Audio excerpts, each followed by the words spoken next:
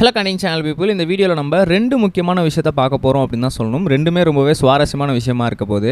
அதில் முதல் விஷயம் என்ன அப்படின்னு பார்த்தீங்கன்னா, டிடிஎஃப் வாசன் அவர்கள் இன்னொரு புதிய வழக்கில் கம்மிட் ஆகிருக்காரு அப்படின்னு தான் சொல்லணும். அது என்ன வழக்கு அப்படின்னு பார்த்தீங்கன்னா, ஃபர்ஸ்ட் ஆஃப் ஆல் அவருக்கு லைசன்ஸ் அப்படின்றது வெறும் 10 வருஷத்துக்கு கேன்சல் பண்ணப்பட்டிருந்தாங்க. பட் அவர் திடீர்னு எல்எல்ஆர் அப்ளை பண்ணி கார் ஓட்டிகிட்டு இருக்காரு.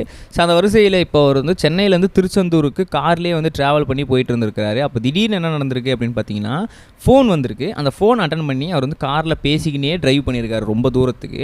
அதை அப்படியே சும்மா விடாமல் அந்த ஃபுட்டேஜை கரெக்டாக எடுத்து அதை யூடியூப்பில் அப்லோட் பண்ணதுனால அதை பார்த்த போலீஸார் என்ன பண்ணியிருக்காங்க அப்படின்னா, இவர் திரும்ப திரும்ப இந்த இன்ஃப்ளூயன்ஸ் அப்படின்ற விஷயத்தில் ஈடுபட்டுக்கிட்டே இருக்காரு. ஸோ இந்த மாதிரி கார் ஓட்டிக்கிட்டு ஃபோன் பேசுறது தப்பு, அதை வீடியோ எடுத்து வர சோஷியல் மீடியாவில் போட்டால் இது எப்படி இது அப்படின்னு சொல்லி அவர் மேலே வழக்கு பதிவு பண்ணியிருக்காங்க. ஆனால் இதில் ட்விஸ்ட்டே என்னென்னா, இந்த வழக்கு நான் பெயிலபிள், அதாவது இந்த வழக்கில் கமிட் ஆகிட்டாங்கன்னா அவங்களுக்கு பெயிலே கிடைக்காது அப்படின்னு சொல்லியிருக்காங்க. ஸோ அப்போ 100% அவர் ஜெயிலுக்கு போகிறாரு அப்படின்றது ஒரு 100% உறுதியான ஒரு விஷயமாக தான் இப்போ வரைக்கும் சோஷியல் மீடியாவில் தெரிஞ்சுக்கிட்டு இருக்கு.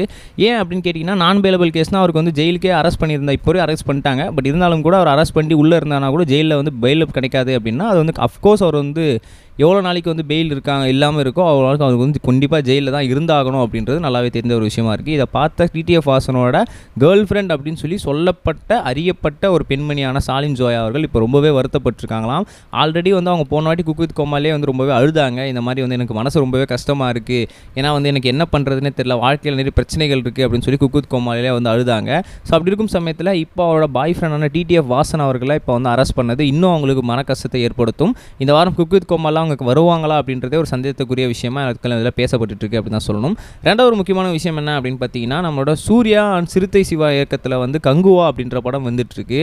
அதுக்கப்புறம் அவங்க இந்த படத்தை முடிச்சதுக்கப்புறம் நம்மளோட புறநானூறு அப்படின்னு சொல்லி ஒரு படத்தில் நடிக்க போகிறாரு அப்படின்னு பார்த்தா, இல்லை நான் கார்த்திக் சுப்ராஜ் கூட சேர்ந்து ஒரு படத்தில் நடிக்க போகிறேன் அப்படின்னு சொல்லி ஒரு புது கமிட்மெண்ட்டை கொடுத்துருக்காங்க.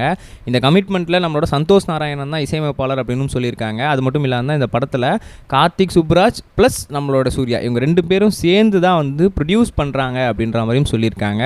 ஸோ சூர்யாவோட படத்தில் இப்போ ரீசெண்டாக நிறைய எக்ஸ்பெக்டேஷன்ஸ் கிரியேட் பண்ணிட்டு இருக்கு அப்படின்னு தான் சொல்லணும். எனக்கு கங்குவா படம் மிகப்பெரிய லெவலில் இப்போ வரைக்கும் எல்லார்கிட்டையும் எதிர்பார்ப்பு ஏற்படுத்திட்டு இருக்கு.